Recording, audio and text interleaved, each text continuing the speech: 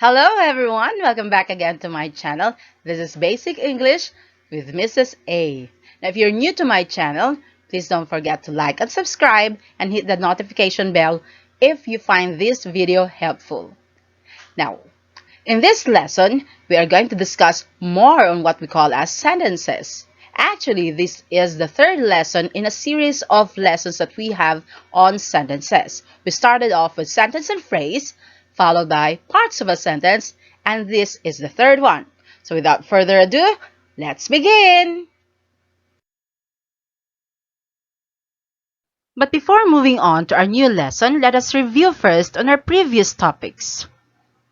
So remember, when we say it's a group of words that has a complete thought and ends with a punctuation mark and of course begins with a capital letter, we call that as a sentence. But we make sure that a sentence indeed has a complete thought if we have what we call the parts of a sentence. So what are these parts? We call them as subject and predicate. So what do we mean again by subject and predicate? Or how do we identify the subject and the predicate in a sentence? If the word or words, the noun or the pronoun, is the one telling us who or what the sentence is all about, or it is the topic in the sentence, then we call that as the subject. The subject, by the way, is the one doing the action, and it is the one being described in the sentence. That's why it can be a noun or a pronoun. The predicate, on the other hand, gives us information about the subject. It tells us what the subject is doing in the sentence, which means for predicate, it includes the verb. It can either be an action word or a linking verb, and the other words that would tell us what the subject is doing in the sentence. The predicate gives us information, or it tells or describes to us what the subject is doing in the sentence. So remember that, kids, huh? Because subject and predicate is very important in our lesson that we're going to discuss in this video. So don't forget that.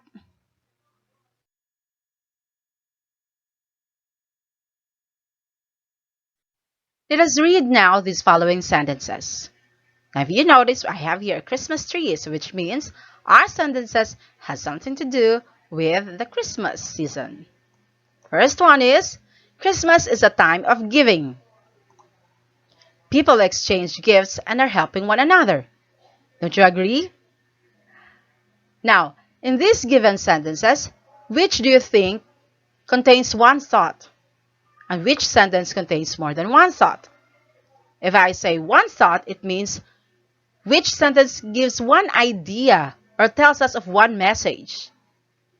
If it has more than one thought, then it means it gives more than one idea. So let's try to go over these following sentences on the next slide.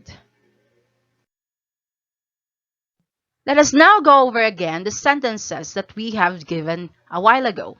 The first one was, Christmas is a time of giving. But the other was, people exchange gifts and are helping one another. So we asked a while ago, which of these sentences gives us one thought and which has more than one thought? So how do we identify which has one thought and which has more than one thought? Now this is where our parts of a sentence comes in identifying whether one sentence or a sentence has one thought or more than one thought. It is important that we know and we always remember the parts of a sentence, which is the subject and the predicate. Now, in the first sentence, we have here Christmas as your subject, while the other one is the time of giving is your predicate.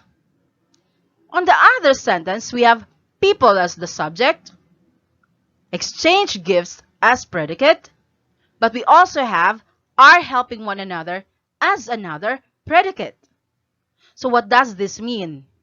It means that our first sentence, Christmas is a time of giving, is your sentence that contains one thought.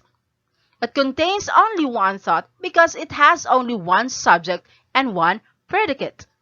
While the other sentence, people exchange gifts and are helping one another, contains more than one thought. It contains two ideas, to be exact. We have here people exchange gifts and people are helping one another. That is exactly what it's telling us. Now, a sentence that has only one thought is what we call now as a simple sentence. A simple sentence contains one subject and one predicate only.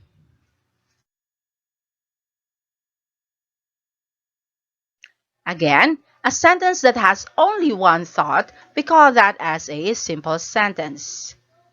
It has one thought if it is only telling us of one idea. A simple sentence has one subject and one predicate only. So every time you write sentences or speak of sentences that have one subject and one predicate only, then you are using simple sentences like I can swim, she is eating, Mom is in the kitchen. These are examples of simple sentences. But they may be simple. They can stand on its own, which means they are easily understood and it has a complete thought.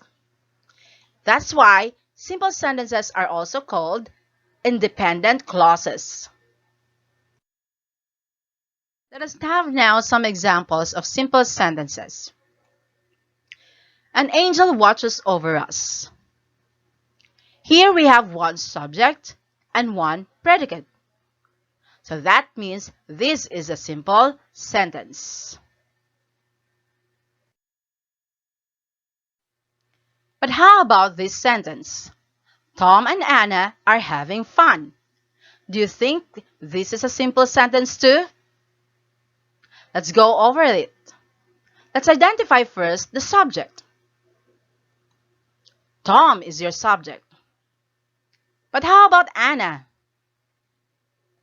Anna is also a subject. So we have two subjects in this sentence. And are having fun is your predicate.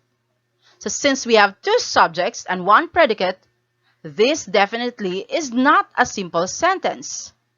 Because remember, a simple sentence only has one subject and one predicate.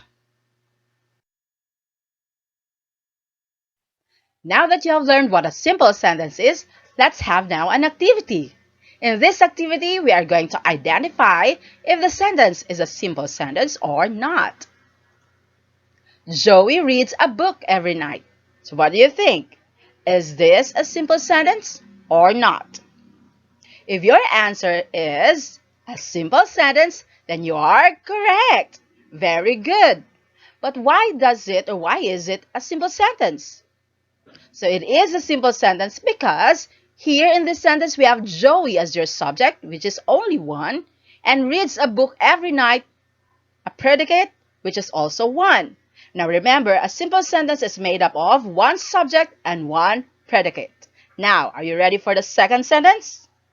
Let's go! Let's now have this next sentence. The boy played, but he did not clean his room. So what do you think? Is this a simple sentence still? If your answer is no, then you are correct. It is not a simple sentence. But why is it not a simple sentence? It is not a simple sentence because we have here in this sentence two subjects, boy and he. Though he here refers to the boy, but still there are two subjects in this sentence. And there are also two predicates. We have played and did not clean his room. That's why this is not a simple sentence. Remember, a simple sentence is made up only of one subject and one predicate. Let's have another one. She sings so well. Well, it's obvious, right? This is a simple sentence. Good job! Here's the next sentence. The teacher is explaining and will give an exam later. So what do you think? Is this a simple sentence or not? Yes, it is not a simple sentence. But why is it not a simple sentence? Again, remember, a simple sentence is a sentence that only has one subject and one predicate. Here we have one subject, teacher, but it has two predicates. is explaining and will give an exam later.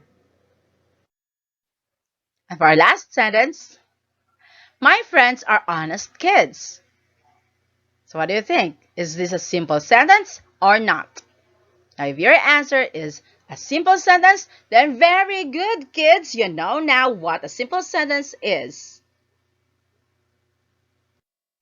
So there you have it, everyone. That's it for today's lesson. Now, again, a simple sentence is a sentence that has one thought. It has one subject and one predicate only. So again, thank you for joining me in this video and hope to see you again on my next lessons. Bye-bye!